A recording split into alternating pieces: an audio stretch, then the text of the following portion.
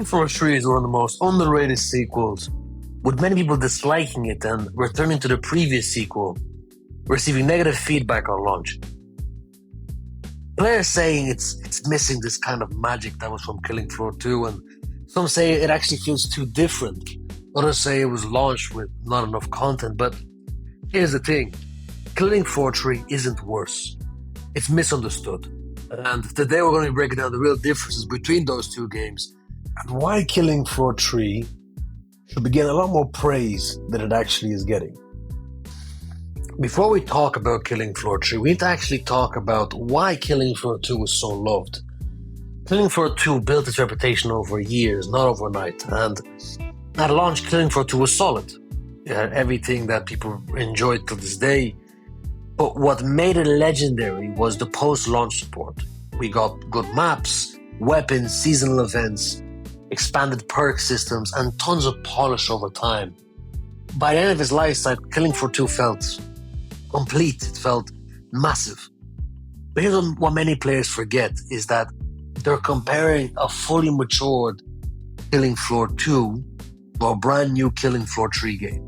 That alone creates unfair expectation. One of the most important elements in every game, of course, is the poor gameplay. And I think it's a point we actually break down exactly what has actually changed between Killing Floor 2 and Killing Floor 3, which is the movement and combat feel. Killing Floor 2 has been more of a focus on classic arena survival gameplay, tight movement, predictable pacing, a rhythm players mastered over hundreds of hours playing the game. Now, when Killing Floor 3 came out, it came with a bit more of a different feel of combat, with more mobility, smoother animations, expanded movement mechanics, and more dynamic flow. Some players didn't really enjoy this more advanced way of mobility because they mentioned it feels much more like a less arcadey feel. But others see it as an evolution, not a replacement. It feels closer to modern co-op shooters, not just a survival wave game. That's not a downgrade, that's modernization, which a lot of people don't really seem to understand, sadly. Now, another one of the biggest upgrades in Killing Floor 3 is very clearly its visual fidelity.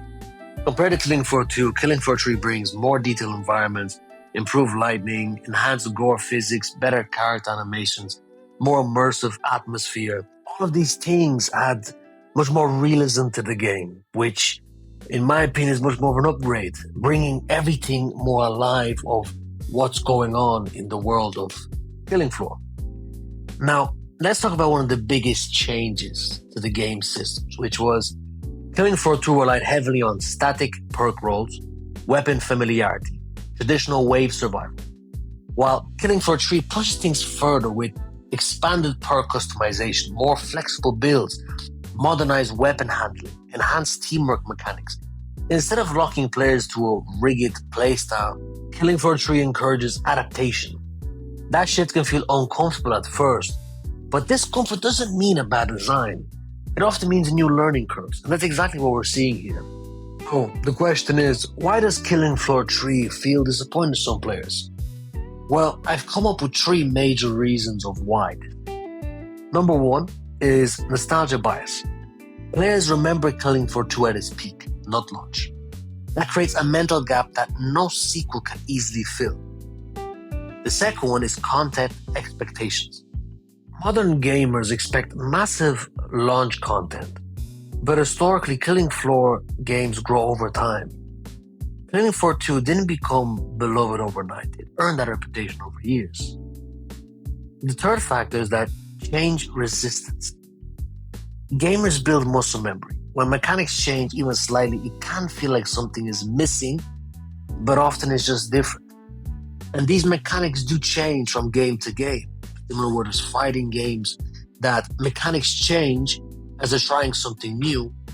But Killing Floor has always been its principle, and still has been exactly what it is to its core.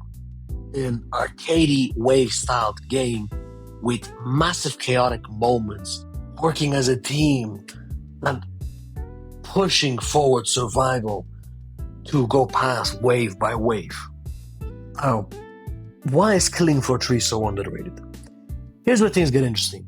Killing Floor 3 has a foundation to surpass Killing Floor 2. Not just match it, but surpass it. Because it already has modernized gameplay systems, better technical performance potential, stronger visual design, room for longer term content growth. Most importantly, it has future potential. The same way Killing Floor 2 grew into something legendary, Killing Floor 3 has a space to evolve.